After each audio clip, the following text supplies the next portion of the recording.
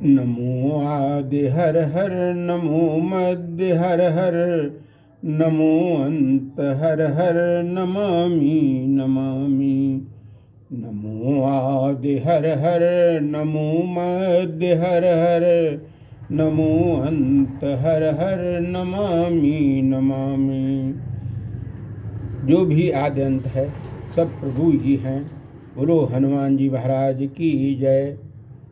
और उनमें कथा चल रही थी, कोलाहल मच गया, राजा लोग उद्वेलित हो गए और वो सोचने लगे और कि मैं माता सीता को राम लक्ष्मण से छीन कर जबरदस्ती उनसे प्राण ग्रहण करूं। परंतु ये कोलाहल सुन के माता सीता भी बहुत घबरा गई और उस पर बाबा गोस्वामी कहने लगे, कोलाहल सुन सिए सकानी, और सकी लिबाए गई जहाँ रानी। राम सुबाए चले गुरु पाही, और सिए स्नेह बरनत मन माही। राजाओं का कोलाहल सुनकर व्यवहार से सुनैना आदि रानियाँ तथा भगवती सीता जी की चिंता के बस में हो गईं और सोचने लगीं कि इस समय विधाता को क्या करना उचित है, विधाता क्या करें, अथवा सभी अनुशासन करने वाली विधि को श्री राम से इस समय क्या कहना चाहिए। दुष्ट राजाओं से युद्ध अथवा गुरु विश्वामित्र जी की सेवा। राजाओं के वचन सुनकर लक्ष्मण जी इधर उधर कड़ी दृष्टि से देखते हुए हैं, परंतु श्री राम जी के डर से कुछ बोल नहीं सक रहे हैं।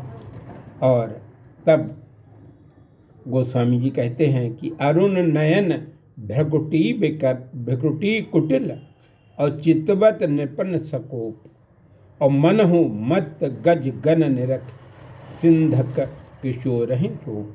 लक्ष्मण जी की भौएं टेढ़ी करके लाल नेत्रों से क्रोधपूर्व दुष्ट राजाओं को देख रहे हैं और मानो मत वाले हाथियों के झुंड को देखकर किशोर अर्थात युवावस्था के निकट पहुंचे हुए सिंह के बच्चे के उत्साह हो गया हो, ऐसा प्रतीत हो रहा था। और खरबर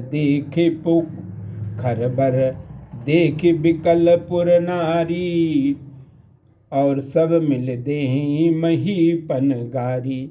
और पूरा समाज इस बात को देखकर सब राजाओं को मिथिलापुरवासी में खलबली मच गई और सभी नारियां व्याकुल होकर मिलकर दुष्ट राजाओं को गाली देने लगीं।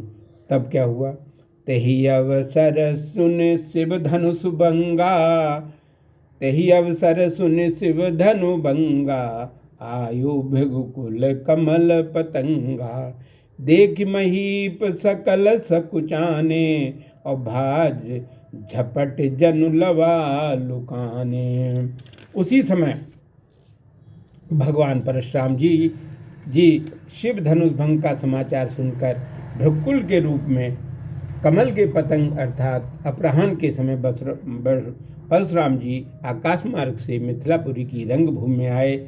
उन्हें देखकर सभी राजा उसी प्रकार सिकुड़ गए जैसे बाज पक्षी के झपटने से छोटे लावा पक्षी छिप जाते हैं। और गौर और उनका शरीर कैसा है, कैसी उनका रूप है, उसका वर्णन गोस्वामी जी कहते हैं कि गौर शरीर भूत भल भ्राजा, और भाल विशाल त्रिपुंट विराजा। शीस जटा शशि बदन सुहावा, ऋषि बस कछुक अरुण हुए आवा। भ्रकुटी कुटिल नयन ऋषिराते, और सहजऊ चित बन मनहु रिसाते।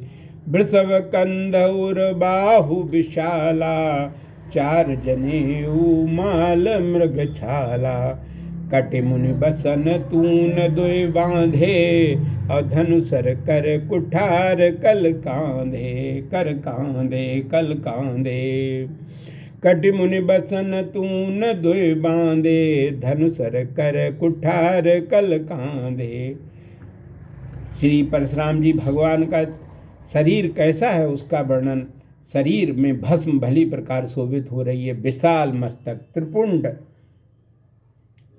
विराजमान है। उनके सिर पर जटा और चंद्र के समान मुख सुंदर था, जो क्रोध के कारण बहुत लाल अंगार हो गया था। टेढ़ी नेत्र क्रोध से लाल हो गए थे, जो स्वभाव से कोने अर्थ मानो क्रुद्ध हो रहे हों, और बैल के समान उनका कंधा, हृदय और भुजाएं विशाल सुंदर योगोपवीत रुद्राक्ष की माला और सुंदर मृगशाला भी उनके ऊपर विराजमान थी। उन्होंने अपने कट प्रदेश में मुनि वस्त्र तथा 2 तरकस बांध रखे थे। उनके हाथ में बाण और फरसा धनुष, उनके स्कंद पर सुंदर फरसा विराजमान था।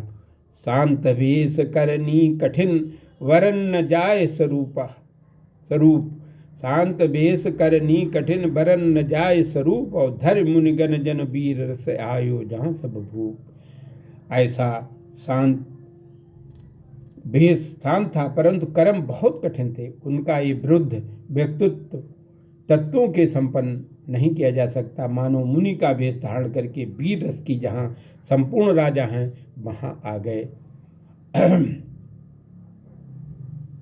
इस प्रकार भगवान परशुराम जी की वीरता का जो वर्णन महाराज गोस्वामी जी ने किया वो आगे और होगा।